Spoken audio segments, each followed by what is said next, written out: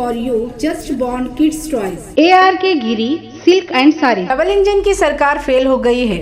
मोदी जी देश की संपत्ति बेच रहे हैं और कर्नाटक में 40% की सरकार चल रही है। कि बीजेपी वाले कहते हैं कि डबल इंजन की सरकार बनाओ, यानी एक मोदी जी एक बोमई जी, लेकिन दोनों इंजन फेल हो चुका है। नमस्कार, मैं वर्षा रानी, आप देख रहे हैं बीके न्यूज। बीके न्यूज में आपका स्वागत है।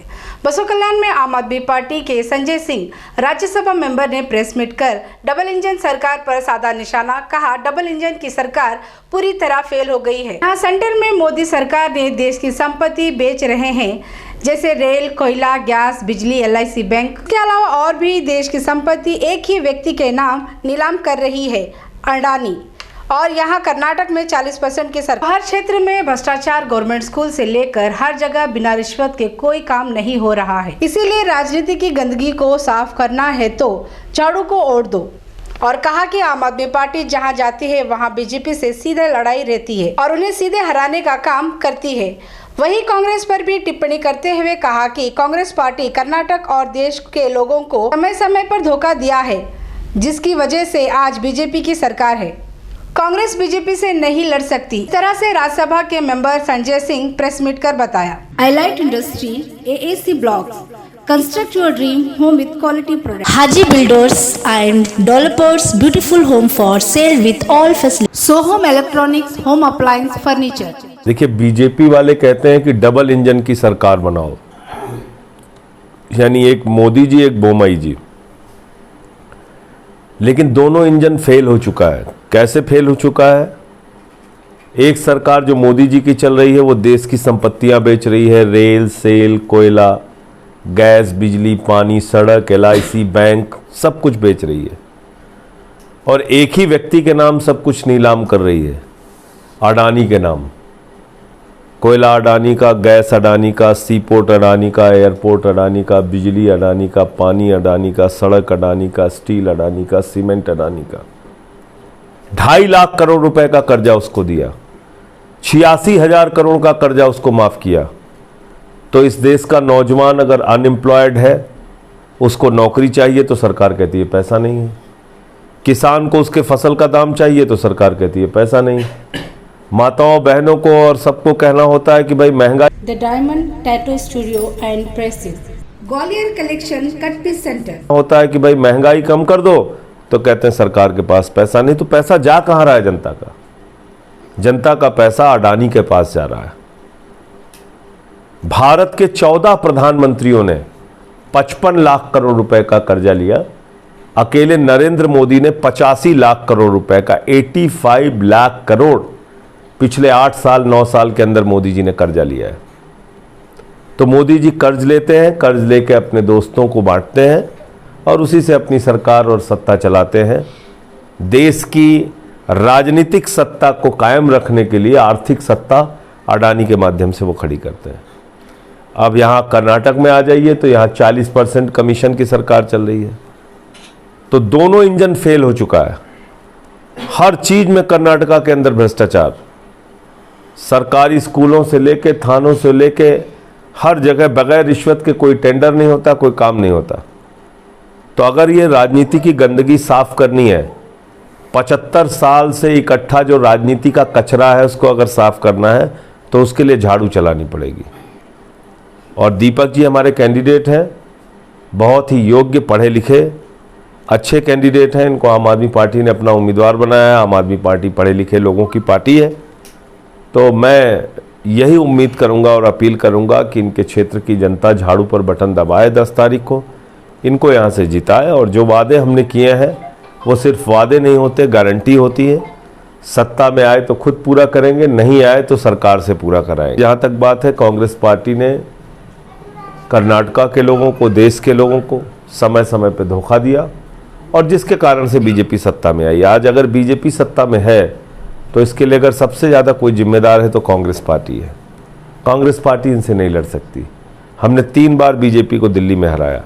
हमने 15 साल का बीजेपी का शासन MCD से उखाड़ कर फेंका। हम गुजरात गए तो वहाँ में 14% वोट मिला। 27 साल से कांग्रेस वहाँ हार रही है गुजरात के अंदर, 27 साल से। इस बार हम गए 14% वोट लेके आए, 5 हमारे विधायक आए, अगली बार वहाँ भी हरा देंगे बीजेपी को। तो हम जहाँ जाते हैं, हम पंजाब में हम गए, 92 सीटें आई, बीजेपी का सुपड़ा साफ हो गया, अकाली दल का सुपड़ा साफ हो गया।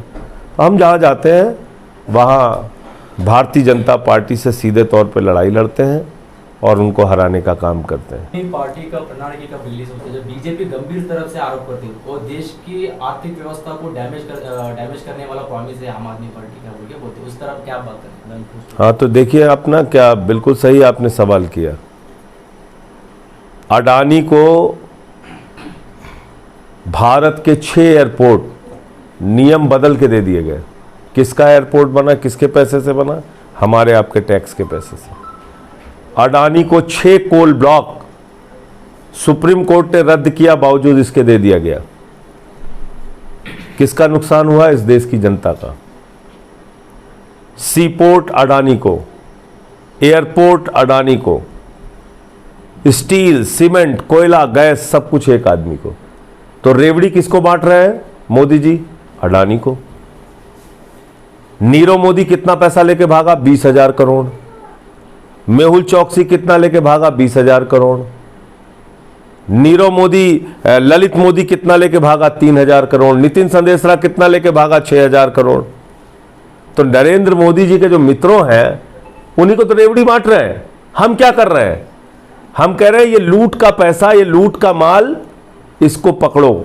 11 लाख करोड़ रुपए चंद पूंजीपतियों का मोदी जी ने माफ किया। ये रेवड़ी नहीं है, ये रेवड़ी नहीं है।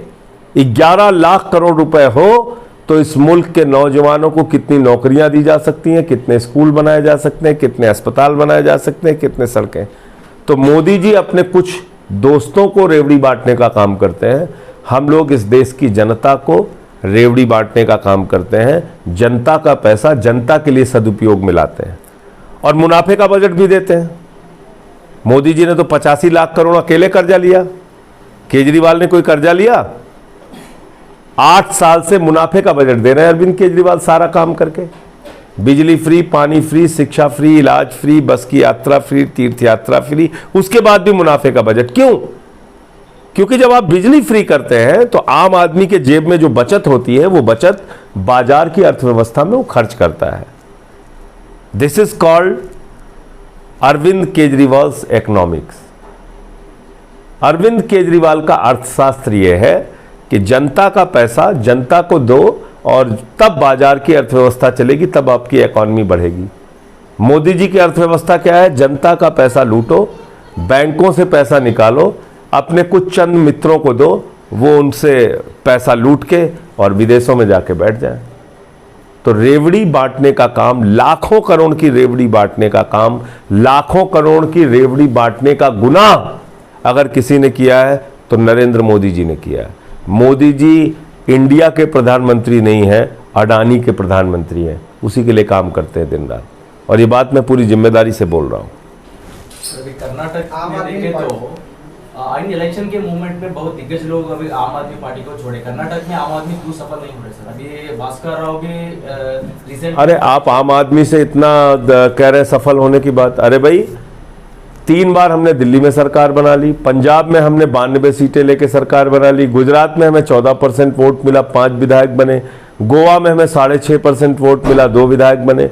10 साल में राष्ट्रीय पार्टी बनने का गौरव आम आदमी पार्टी को मिला है। सुन तो लो आप, आम आदमी पार्टी को, ये मुल्क 140 करोड़ लोगों का है, बहुत बड़ा देश है ये।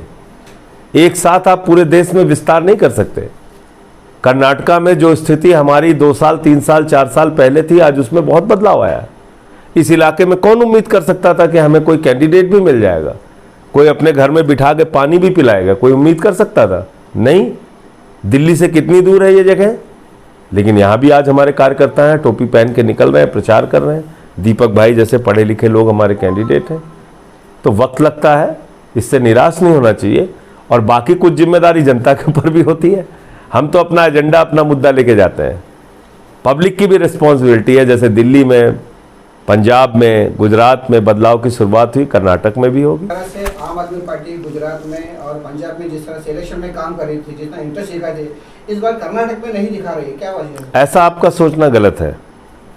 हम यहाँ पे भगवंत मान जी भी आके चुनाव प्रचार करके गए, मैं भी यहाँ पे आके चुनाव प्रचार कर रहा हूँ, हमारे कैंडिडेट्स चुनाव प्रचार में लगे हुए हैं।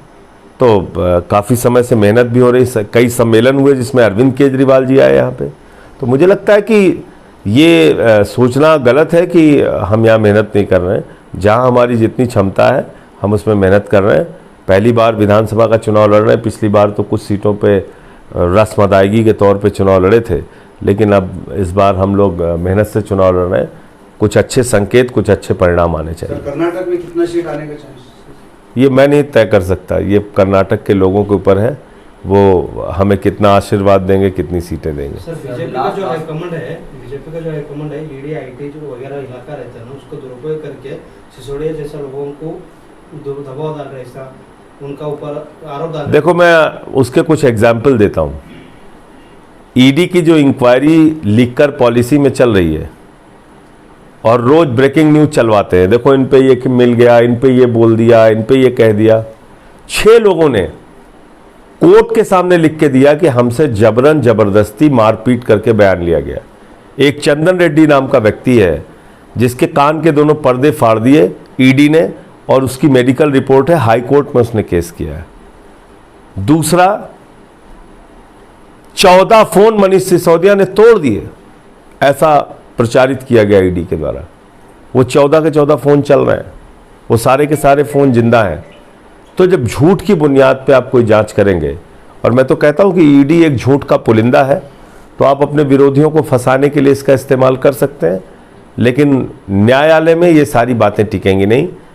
ईडी का झूठ सामने आएगा। मैंने तो खुद ईडी के खिलाफ मानहानि का नोटिस दिया है।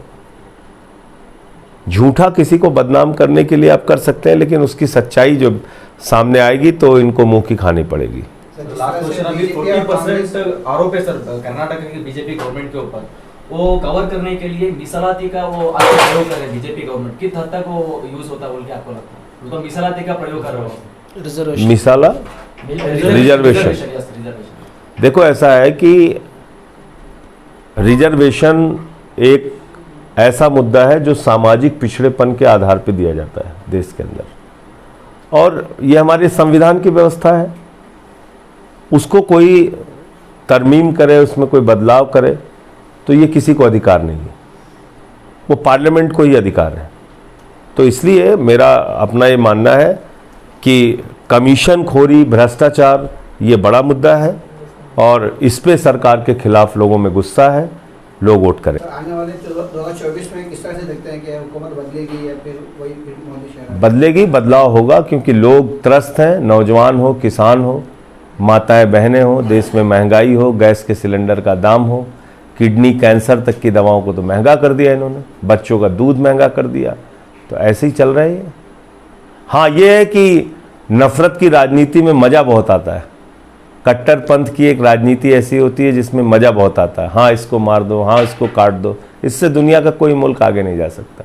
दुनिया का कोई मुल्क नफरत की बुनियाद पे, दुनिया का कोई मुल्क आगे नहीं बढ़ सकता। बगल में पाकिस्तान है, उसकी हालत देख लो, अफगानिस्तान है, उसकी हालत देख लो, हिटलर जब था जर्मनी में, उसकी हालत देख लो, दुनिया का उदाहरण उठा के देख लो। नफरत की बुनियाद पर दुनिया का कोई भी मुल्क आगे नहीं बढ़ सकता। ये बात इस देश के हिंदुओं को भी समझनी चाहिए, मुसलमानों को भी समझनी चाहिए, सिखों और ईसाइयों को भी समझनी चाहिए। आज समझे तो अच्छा है, कल समझ ले तो अच्छा है, देर करेंगे तो नुकसान होगा।